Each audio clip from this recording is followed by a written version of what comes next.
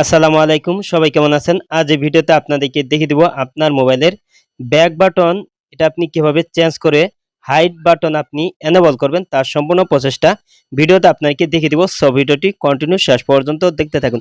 তো আমার এখানে দেখতে পাচ্ছেন ৩টি বাটন আছে। দেখতে পাচ্ছেন এটি কিন্তু দেখা যাচ্ছে। আর আপনি যেটি নিয়ে আসবেন হাইড বাটন তো সেটা কিন্তু দেখা যাবে না। তারপরেও কিন্তু আপনি সব কাজ করতে পারবেন। তো এখন দেখিয়ে দিচ্ছি এই ৩টি বাটন আপনি কিভাবে হাইড করবেন এবং নতুন বাটন আপনি নিয়ে আসবেন যেটি দেখা যাবে না।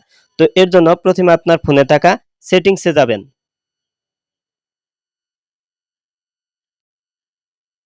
তো আপনার ফোনের সেটিংসে আসার পর আপনার ফোনের সেটিংস থেকে আপনি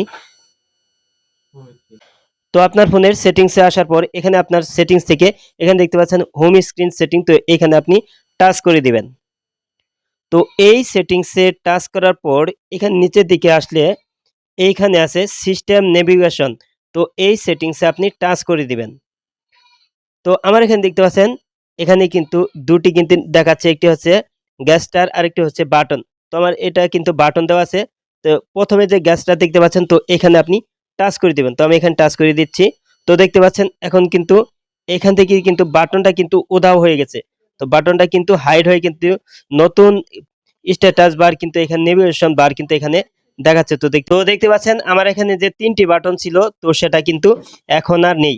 তো এখন কিন্তু হাইড বাটনটা কিন্তু সেট আপ হয়ে গেছে। তো এই যে দেখতে পাচ্ছেন আমি ব্যাগে আসছি। তো দেখতে পাচ্ছেন এখন কিন্তু বাটনটা কিন্তু দেখা যাচ্ছে না।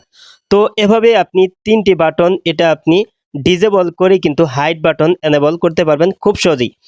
আজ এই ছিল ভিডিওটি শেষ পর্যন্ত দেখার জন্য আপনাকে অসংখ্য ধন্যবাদ।